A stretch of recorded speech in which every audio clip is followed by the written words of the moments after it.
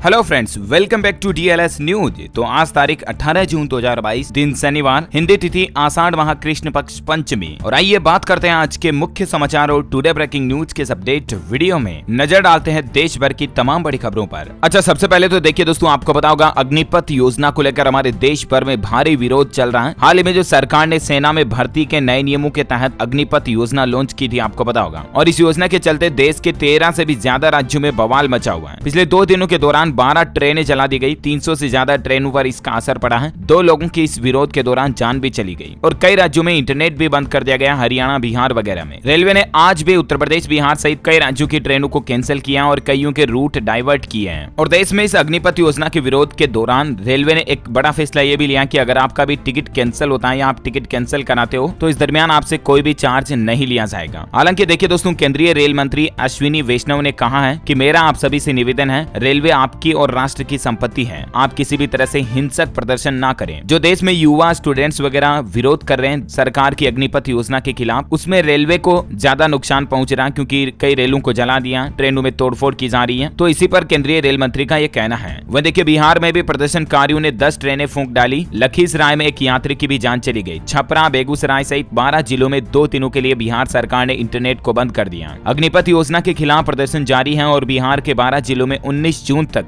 Internet सेवाएं बंद रहेगी। और खास करके इस दौरान आप सोशल मीडिया वेबसाइट्स का इस्तेमाल नहीं कर पाएंगे, फेसबुक, व्हाट्सएप, इंस्टाग्राम, ट्विटर वगैरह का। इतना ही नहीं, अग्निपथ योजना के विरोध में आज 18 जून को बिहार बंद का ऐलान भी किया गया है। और केंद्र की नरेंद्र मोदी सरकार को बिहार के युवाओं ने 72 घंटे का अल्टीमेटम देते हुए कहा कि यदि सरकार राष्ट्रीय सुरक्षा से खिलवाड़ और युवाओं का मजाक उड़ाने वाली इस योजना को वापस नहीं लेती है तो 18 को बिहार बंद रहेगा और फिर भारत बंद की ओर आगे बढ़ेंगे। ऐसे में आज बिहार बंद रहेगा, बिहार के लोगों पर इसका खास असर देखने को मिलेगा। स्कूल एसोसिएशन ने स्कूलों को भी बंद रखने का ऐलान किया है आज बिहार बंद के दौरान। सिर्फ बिहार में ही नहीं दोस्तों, देखिए आप, हरियाणा राज्य में भी कल पलवल में इंटरनेट बंद किया गया था और उसके बाद आज हरियाणा बल्लभगढ़ में भी 24 घंटों के लिए इंटरनेट सेवाओं को बंद कर दिया। अग्निपथ योजना के विरोध को देखते हुए हरियाणा सरकार की तरफ से ये बड़ा फैसला लिया गया है। ये कुछ तस्वीरें आप देख सकते हैं हरियाणा में अग्निपथ के विरोध की। जिंद, हिसार, फतेहाबाद, रोहतक समेत कई जिलों में प्रदर्शन किया युवाओं ने। रेलवे ट्रैक के रास्ते जाम कर दिए, पथराव किया और रोडवेज को भी बंद रखा। राजस्थान में भी अग्निपथ के विरोध के दौरान पुलिस कर्मियों पर पत्थर फेंके युवाओं ने। राजस्थान भरतपुर वगैरह में ये सीकर में बसों में तोड़फोड़ की गई। हिंसक प्रदर्शन की कुछ तस्वीरें आप देख सकते हैं। उत्तर प्रदेश सरकार ने अग्निपथ प्रोटेस्ट को देखते हुए पुलिस कर्मियों की छुट्टियों को कैंसिल कर दिया। बलिया व अयोध्या में धारा 144 भी लागू कर दी है और यूपी से 260 उपद्रवियों को गिरफ्तार भी किया गया। वहीं इस विरोध के बीच रक्षा मंत्री राजनाथ सिंह का कहना है कि युवाओं से शांति बनाए रखने की अपील की है उन्होंने। वो बोले कि जल्द ही भर्ती प्रक्रिया शुरू होगी, नौजवान तैयारी करें। इधर देखिए आप, अग्निपथ योजना में गुस्साए छात्रों को अब किसानों का भी सपोर्ट मिलने जा रहा है। किसानों के नेता राकेश टिकैत के भाई नरेश टिकैत ने ऐलान किया है कि 30 जून को देश भर में इस योजना के विरोध में प्रदर्शन करेंगे किसान भाई लोग भी। वहीं अग्निपथ योजना के विरोध के बीच एयरफोर्स चीफ ने एक बड़ा बयान देते हुए कहा कि 24 जून से इस योजना के तहत पहली भर्ती प्रक्रिया भी शुरू होगी। भारतीय वायुसेना में 24 जून से अग्निवीरों की भर्ती प्रक्रिया शुरू की जाएगी। देखिए आप, TVS के MD ने अग्निपथ योजना को समाज के लिए बेहतर बताया और कहा कि अग्निवीर देश के इकोनॉमिक ग्रोथ को भी आगे बढ़ाएंगे। वहीं खबर है दोस्तों कि इस अग्निपथ योजना के विरोध के चलते अब तक देश में 300 से भी ज्यादा ट्रेनें प्रभावित हुई हैं। 35 ट्रेनों को तो बिल्कुल ही रद्द कर दिया गया। इधर सिक्किम के मुख्यमंत्री ने घोषणा की है कि अग्निवीर सिक्किम पुलिस सेवा में नियुक्त किए जाएंगे। जो भी अग्निपथ योजना के तहत अग्निवीर नियुक्त होंगे उनको सिक्किम राज्य सरकार सिक्किम पुलिस में नियुक्त करेगी। वहीं कल ही केंद्रीय गृह मंत्री अमित शाह ने भी एक बड़ा ऐलान करते हुए कहा कि अग्निपथ योजना में कार्यकाल के बाद यानी कि 4 साल की सेवा रहेगी, उसके बाद अग्निवीरों को केंद्रीय बलों की भर्ती में भी प्राथमिकता दी जाएगी। भले ही सरकार दोस्तों अग्निपथ योजना के तहत भर्ती किए जाने वाले अग्निवीरों को कई तरह के फायदों की घोषणा कर चुकी है और कई ऐलान भी किए हैं भारत सरकार की तरफ से कि अग्निवीरों को ये प्रोत्साहन मिलेगा, इतने लाख रुपए का पैकेज मिलेगा, यहाँ उनको सरकारी नौकरियों में फायदा मिलेगा। उसके बावजूद भी देश के युवा अग्निपथ योजना से संतुष्ट नहीं है और सरकार की इस योजना को वो वापस लेने की मांग कर रहे हैं और इसीलिए देश में विरोध चल रहा है। अग्निपथ योजना को सरकार ने हमारे देश में सेना की नियुक्ति के लिए बनाया है और इतने दिन जो आर्मी में नियुक्ति होती थी, लगभग 15 साल तक की सेवा होती थी, लेकिन इस योजना के तहत अब महज 4 साल ही सेवा रहेगी। 75% अग्निपथ के तहत भर्ती होने वाले युवाओं को सरकार 4 साल बाद रिटायर कर देगी और उसके अलावा 25% जो युवा होंगे उनको परमानेंट किया जाएगा। कुल मिलाकर के देश के युवा भाई लोग जो है इस अग्निपथ योजना से संतुष्ट नहीं है और या तो सरकार को इसके नियमों में कुछ बदलाव करने की जरूरत पड़ेगी। अब जाहिर सी बात है, इतने विरोध के बाद तो या तो फिर सरकार को इस योजना को वापस लेना पड़ेगा और बिल्कुल ही कैंसिल करके जो पुराने सेना भर्ती नियम थे उन्हीं को वापस लागू करना पड़ेगा। अब ये तो वक्त ही बताएगा कि सरकार इस पर क्या फैसला लेती है, लेकिन फिलहाल देश के युवा भाई लोगों से मेरा ये अनुग्रह और हृदय की गहराई से बड़ी हम्बल रिक्वेस्ट है मेरी ये कि जो भी छात्र युवा इसका विरोध कर रहे हैं वो बिल्कुल सही है, करना चाहिए। अगर आप किसी बात से सरकार से संतुष्ट नहीं है तो आपको विरोध करने का, हड़ताल करने का पूरा हक बनता है, लेकिन प्लीज देश की जो सार्वजनिक संपत्ति है उसके साथ तोड़फोड़ ना करें, उसको नुकसान ना पहुंचाएं, क्योंकि वो आपकी हमारी सबकी संपत्ति है। आप शांति पूर्वक विरोध करें। और चलिए दोस्तों अब आगे बढ़ते हैं देश की दूसरी बड़ी ही महत्वपूर्ण काम की खबरों की तरफ। देखिए हमारे इंडिया पोस्ट डिपार्टमेंट ने एक नई सर्विस शुरू की है। पार्सल सेवा को अब आसान बना दिया। अब आप ऑनलाइन ही पार्सल बुक करके झंझट से छुटकारा पा सकते हैं और डाकिया आपके घर पर आकर पार्सल ले जाएगा। अगर आप कहीं पार्सल डिलीवर करना चाहते हैं ना, तो इसके लिए अब आपको डाक विभाग की लंबी लाइनों में लगने की जरूरत नहीं पड़ेगी। आप घर पर ही इंडिया पोस्ट के पोर्टल के जरिए अपने पार्सल की बुकिंग कर सकते हैं और उसका पेमेंट भी ऑनलाइन डेबिट क्रेडिट कार्ड के जरिए आप ऑनलाइन ही कर पाएंगे और आपके घर के दिए पते पर डाकिया आएगा और आपके पार्सल को रिसीव कर डाक घर तक ले जाएगा। इतना ही नहीं दोस्तों, आम आदमी की सुविधाओं को बढ़ाने के लिए रेलवे ने एक और नया प्लान बनाया और हमारे देश में जो CSC हैं, कॉमन सर्विस सेंटर, उनके साथ भी पोस्ट ऑफिस टाइप अप करने जा रहा। इससे उनकी आमदनी तो बढ़ेगी, साथ ही लोगों की सहूलियत भी बढ़ेगी। डाक विभाग और कॉमन सर्विस सेंटर के बीच एक समझौता हुआ है और इसके तहत देश में खास करके ग्रामीण क्षेत्रों में इंडिया पोस्ट की सर्विसेज लोगों को आसानी से मिल पाएगी। मतलब अब अगर आप अपनी कोई स्पीड पोस्ट या डाक भेजना चाहते हैं तो आपको इसके लिए भी पोस्ट ऑफिस जाने की जरूरत नहीं पड़ेगी। आप अपने नजदीकी CSC सेंटर के जरिए ही डायरेक्टली स्पीड पोस्ट कर पाएंगे, है ना।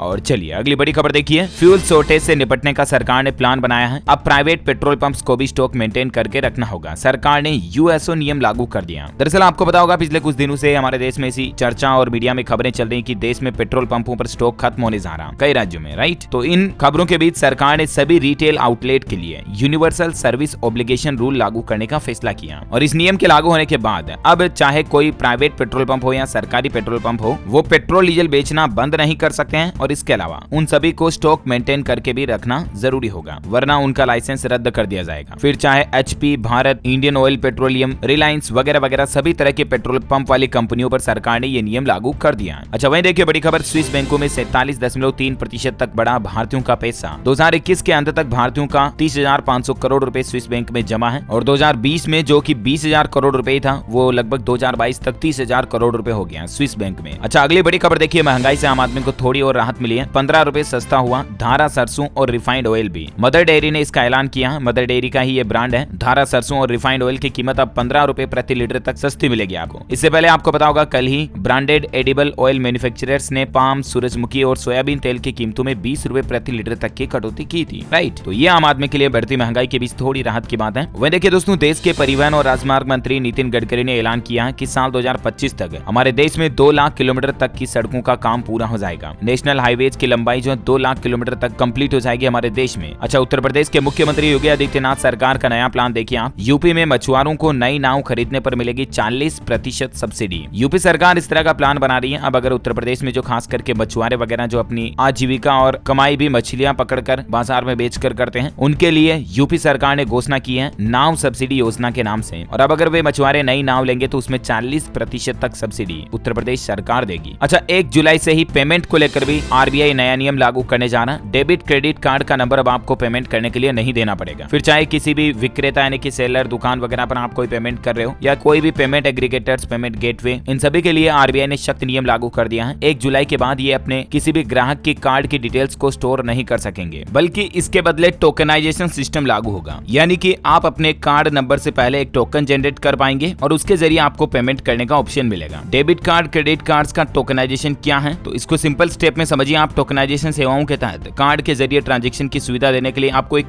यूनिक अल्टरनेट कोड मिलेगा और उस कोड के जरिए आप पेमेंट कर पाएंगे। इसके लिए आपको अपने 16 अंकों के डेबिट क्रेडिट कार्ड नंबर को देने की जरूरत नहीं पड़ेगी। RBI का ये नियम लागू करने के पीछे मकसद है कि ग्राहकों की बैंकिंग डिटेल्स जो है वो ज्यादा प्राइवेट रहे, सिक्योर रहे, सेफ रहे। इसलिए 1 जुलाई 2022 से ये नया नियम शुरू हो जाएगा, है ना। अच्छा वहीं देखिए बड़ी खबर, वरिष्ठ नागरिक करेंगे भारत नेपाल के 15 तीर्थों की फ्री यात्रा। सरकार ने इसके लिए आवेदन भी मांगे हैं। राजस्थान सरकार की तरफ से ये एक नई स्कीम शुरू की जा रही है। 20,000 यात्रियों को 15 तीर्थ फ्री के घुमाएगी सरकार। वरिष्ठ नागरिक तीर्थ यात्रा के आवेदन शुरू हो चुके हैं। इसमें यात्रियों को ट्रेन और हवाई जहाज से सफर करने का भी मौका मिलेगा। भारत नेपाल के 15 तीर्थ स्थलों की यात्रा करवाने के लिए राजस्थान के मुख्यमंत्री अशोक गहलोत सरकार ने वरिष्ठ नागरिक फ्री तीर्थ यात्रा योजना को फिर से शुरू किया और इसमें जो भी नागरिक यात्रा करना चाहते हैं वो 10 जुलाई तक ऑनलाइन आवेदन कर सकते हैं। इस योजना में राज्य सरकार 20,000 बुजुर्गों को यात्रा करवाएगी। 7 जिलों से अलग अलग ट्रेनें चलेगी, जिनकी डिटेल्स भी आप देख सकते हैं और आप भी ऑनलाइन अप्लाई कर सकते हैं, इसमें फॉर्म भर सकते हैं devsthan.rajasthan.gov.in गवर्नमेंट पोर्टल के जरिए। आवेदन के लिए आपको जन आधार कार्ड देना जरूरी होगा। जन आधार कार्ड नहीं है तो उसका रजिस्ट्रेशन नंबर देकर भी आप आवेदन कर सकते हैं। इस योजना में कौन कौन से तीर्थ स्थलों पर यात्रा करवाई जाएगी, जिनकी डिटेल्स भी आप स्क्रीन पर देख सकते हैं। अच्छा, वहीं राजस्थान से एक और बड़ी खबर आ रही है कि 500 रुपए में मिलेगा गैस कनेक्शन, रजिस्ट्रेशन फ्री में होगा, किस्तों में लिया जाएगा पैसा और 4 जिलों से इस योजना की शुरुआत होगी। दरअसल पाइपलाइन के जरिए घर घर तक एलपीजी गैस पहुंचाने के लिए राजस्थान में ये नई सुविधा शुरू होने जा रही है। राजस्थान स्टेट गैस लिमिटेड ने इसका प्रोसीजर भी स्टार्ट कर दिया और अगले साल 2023 मार्च तक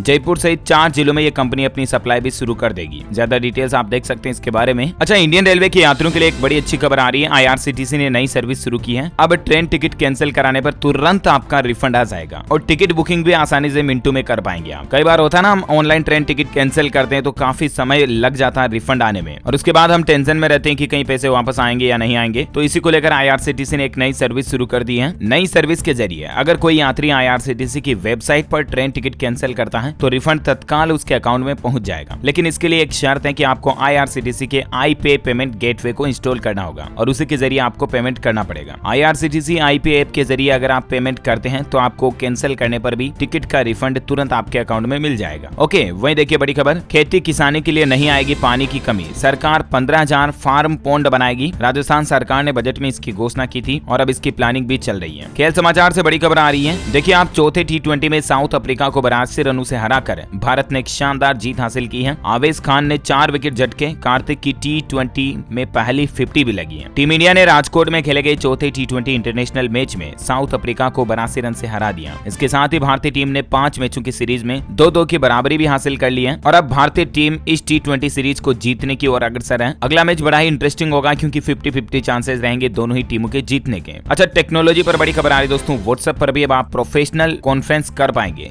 ग्रुप वीडियो कॉल के तहत एक नया फीचर मिलेगा आपको। दरअसल मतलब प्रोफेशनल कॉन्फ्रेंस का मतलब ये हुआ जैसे आपको गूगल मीट, जूम ऐप वगैरह में जो फैसिलिटी मिलती है ना, माइक्रोसॉफ्ट टीम्स वगैरह में, वो जल्द ही आपको व्हाट्सएप ग्रुप वीडियो कॉल में भी मिलेगी, जहां आप प्रोफेशनली तरीके से वीडियो कॉन्फ्रेंसिंग कर पाएंगे। अच्छा, अभी तो कुछ और महत्वपूर्ण और काम की खबरें देखेंगे दोस्तों, लेकिन फिलहाल आज के मौसम अपडेट देख लेते हैं। देखिए, असम और मेघालय में अभी भयंकर बाढ़ आई हुई है और इस बाढ़ में अब तक इसी साल 16 लोगों की जान चली गई। 1700 गाँव में बाढ़ का पानी भी भरा हुआ। कर्नाटक के सरकारी स्कूल की एक बस भी बाढ़ में फंस गई। देश के ज्यादातर हिस्सों में भले ही अभी भी गर्मी पड़ रही हो, लेकिन असम, मेघालय और कर्नाटक ऐसे राज्य हैं जहां भारी बारिश लोगों के लिए आफत बनी हुई है। असम और मेघालय में बारिश के चलते 1700 गाँव में बाढ़ जैसे हालात बने हुए हैं। वह देखिए, मध्य प्रदेश भोपाल में भी तेज गरज चमक के साथ बारिश हुई, आधा एमपी भीगा और मौसम विभाग का कहना कि अब धीरे धीरे मानसून एक्टिवेट हो रहा है। वह देखिए, 5 दिनों तक भारी बारिश की चेतावनी के बाद अब इस राज्य ने स्कूलों को भी बंद रखने का फैसला किया। जैसा कि मैंने आपको बताया, मेघालय, असम वगैरह इन राज्यों में भारी बारिश, बाढ़, भूस्खलन की घटनाएं आ रही हैं और इसके बाद मेघालय और इसके आसपास के क्षेत्रों में खराब मौसम की स्थिति के चलते फिलहाल स्कूलों को 20 जून तक बंद रखने का फैसला किया गया। राजस्थान में भी आज से आंधी और बारिश का अलर्ट है। राजस्थान के 4 जिलों में 50 किलोमीटर की स्पीड से हवाएं चलेगी। वह देखिए, संपूर्ण भारत का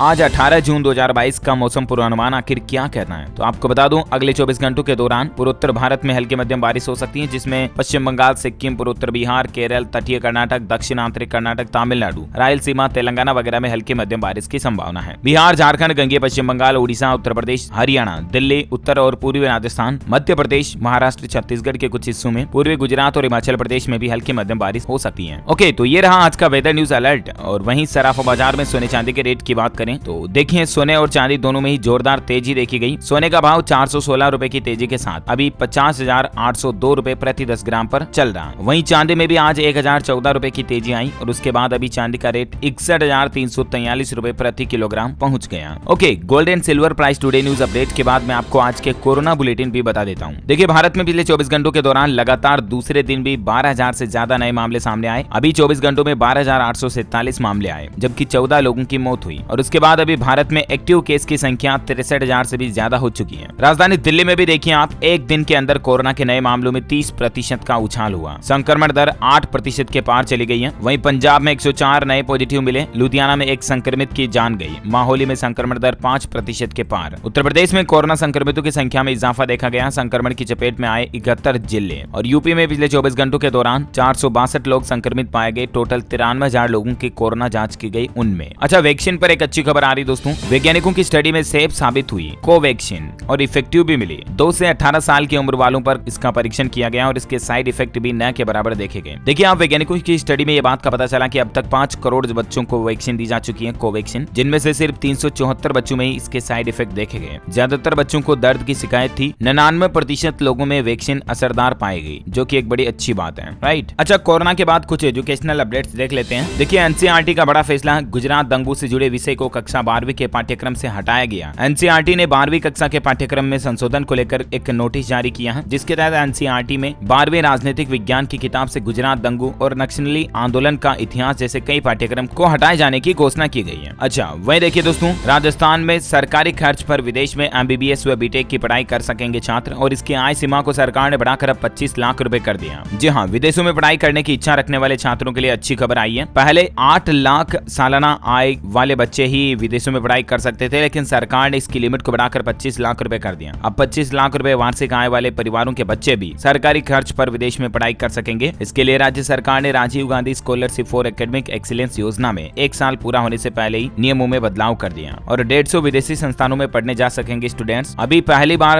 आवेदन मांगे गए, जहां 200 सीटों के लिए आवेदन कर सकेंगे छात्र। 60 विद्यार्थियों का स्कॉलरशिप के लिए चयन हो पाया है। और इस योजना में कौन कौन से कॉलेजेस और यूनिवर्सिटीज में पढ़ाई कर पाएंगे, जिसकी जानकारी भी आप स्क्रीन पर देख सकते हैं। वही राजस्थान से एक और खबर आ रही है, कॉलेजों में अब परसेंटेज के आधार पर मिलेगा एडमिशन। जल्द ही राजस्थान सरकार इस तरह की नई पॉलिसी ला रही है। सीबीएसई स्टूडेंट्स को इसका खास फायदा होगा। 5 लाख से ज्यादा सीटों पर प्रवेश मिलेगा। दरअसल राजस्थान में उच्च शिक्षा विभाग ने सीबीएसई स्टूडेंट्स को बड़ी राहत दी है। शिक्षा विभाग द्वारा लगातार तीसरे साल कॉलेज में स्टूडेंट्स को परसेंटेज के आधार पर एडमिशन दिए जाने का ऐलान किया। चलिए अब एजुकेशनल के बाद देश से जुड़े कुछ और अपडेट्स देख लेते हैं। देखिए आप, अमरनाथ यात्रा अब आप एक ही दिन में कर पाएंगे, क्योंकि हेलीकॉप्टर बुकिंग के लिए भी सरकार ने पोर्टल शुरू कर दिया। जानकारी के लिए बता दूं, इस बार अमरनाथ यात्रा 30 जून से शुरू होने वाली है और यात्रियों की सहूलियत के लिए ऑनलाइन हेलीकॉप्टर बुकिंग पोर्टल शुरू किया गया है। इसके जरिए मात्र एक ही दिन में आप अमरनाथ के दर्शन कर पाएंगे। अमरनाथ श्राइन बोर्ड की तरफ से जारी पोर्टल भी आप देख सकते हैं। श्री अमरनाथ जी श्राइन.com पोर्टल के जरिए आप हेलीकॉप्टर को ऑनलाइन बुक करा पाएंगे। ओके, वही देखिए दिल्ली वासियों के लिए बड़ी खबर, बिजली बिल पर सब्सिडी लेने के लिए अब आपको एक फॉर्म भरना होगा। 1 अक्टूबर से ही राजधानी दिल्ली में अरविंद केजरीवाल सरकार इस तरह का नया नियम शुरू करने जा रही है। मतलब अब चाहे आप अपने बिजली बिल पर सब्सिडी लेना चाहते हैं या नहीं लेना चाहते हैं, तो भी आपको 1 अक्टूबर से एक नया फॉर्म भर के सरकार को देना पड़ेगा। दरअसल सरकार ने इस बार ऐसा सिस्टम बनाया कि जो इच्छित लोग बाग हैं, इच्छित व्यक्ति हैं, उन्हीं को सब्सिडी मिलेगी। अगर आप चाहते हैं कि मेरे को बिजली बिल में सब्सिडी नहीं चाहिए, तो अब आपको दिल्ली सरकार की तरफ से सब्सिडी नहीं मिलेगी। कहने का मतलब कई सारे परिवार जो आर्थिक रूप से संपन्न है, वो अगर सब्सिडी में छूट को नहीं पाना चाहते हैं, तो इसके लिए दिल्ली सरकार 1 अक्टूबर से यह नया नियम लागू करने जा रही है। 1 अक्टूबर से आपको फॉर्म भरना होगा और उसमें हाँ या नहीं, यस अथवा नो के विकल्प को चुनना होगा। ऑनलाइन और ऑफलाइन दोनों तरीके से आप फॉर्म भर पाएंगे। दिल्ली गवर्नमेंट की तरफ से यह नया नियम जारी कर दिया गया। अच्छा, वहीं देखिए दोस्तों, ताजमहल के 500 मीटर तक के दायरे में रहने वालों की मुश्किलें अब बढ़ेगी। उत्तर प्रदेश आगरा में ताजमहल के आसपास नया नियम बना दिया गया है। अब अगर उत्तर प्रदेश आगरा में ताजमहल के आसपास जो 500 मीटर दायरे में रहने वाले लोग बाग है ना, वो अगर अपने मकान की मरम्मत करवाते हैं या अपने नए मकान का निर्माण करवाते हैं, तो इसके लिए आपको प्रशासन की अनुमति लेना जरूरी होगा। मतलब आगरा ताजमहल के आसपास के 500-700 मीटर तक के दायरे में अब सिर्फ 1 मंजिला भवन ही निर्माण हो सकेगा। ये भी नियम बना दिया। और इसके अलावा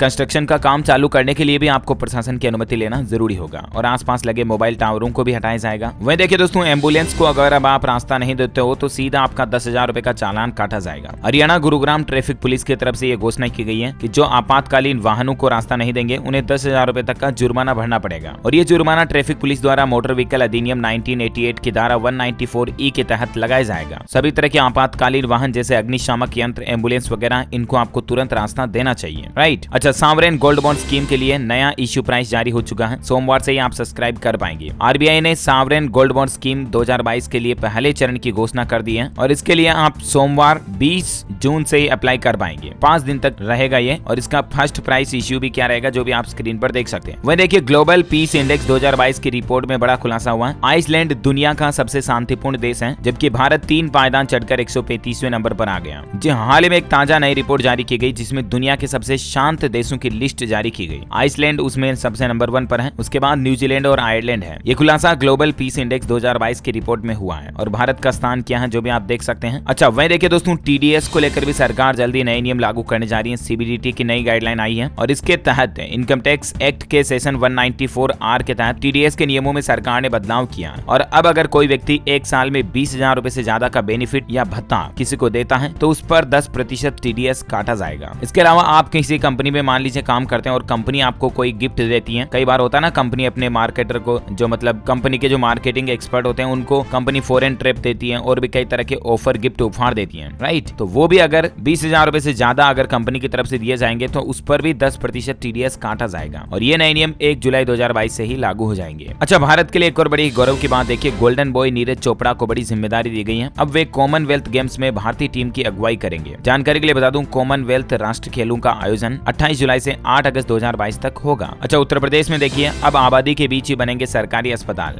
जमीन दान में न मिलने पर स्वास्थ्य विभाग खरीदेगा और जो लोग जमीन दान में देंगे अपने मोहल्ले में अस्पताल बनाने के लिए, उनकी पसंद पर अस्पताल का नाम रखा जाएगा। आप अपने दादा दादी या पूर्वजों के नाम पर भी हॉस्पिटल का नाम रख सकते हैं, लेकिन इसके लिए आपको सरकार को जमीन दान में देनी पड़ेगी। वह देखिए, यूक्रेन के राष्ट्रपति जेलेंस्की की तरफ से बड़ी घोषणा की गई है। रूसी नागरिकों के लिए 1 जुलाई से वीजा की व्यवस्था की शुरुआत की जाएगी। अच्छा, पंजाब के मुख्यमंत्री भगवंत मान का रोड शो हुआ और संगरूर में उन्होंने ये ऐलान किया कि कांग्रेस और अकाली पंजाब में गैंगस्टर लाए, मैं इनकी सफाई करूंगा। वह देखिए, राम मंदिर की तरह दिखाई देगा अयोध्या का इंटरनेशनल एयरपोर्ट, 2025 तक बनकर होगा तैयार। तलाक पर हाईकोर्ट ने एक बड़ा फैसला सुनाते हुए कहा कि लंबे समय तक पति पत्नी अलग रह रहे हैं तो इसका मतलब भी है शादी टूट चुकी है और इस आधार पर भी पति पत्नी तलाक ले सकते हैं। वहीं देखिए, 150 करोड़ मंथली यूजर्स के आंकड़े के साथ यूट्यूब शॉर्ट्स ने टिकटॉक को भी पछाड़ दिया है। यूट्यूब शॉर्ट्स लोकप्रियता के मामलों में टिकटॉक से भी आगे निकल चुका है। अच्छा, वहीं देखिए, केंद्रीय परिवहन मंत्री नितिन गडकरी ने लोगों को सलाह दी और कहा कि अगर आप 2-3 महीने के अंदर गाड़ी खरीदने की सोच रहे हैं तो जरा ठहरिए, इलेक्ट्रिक या फ्लेक्स इंजन की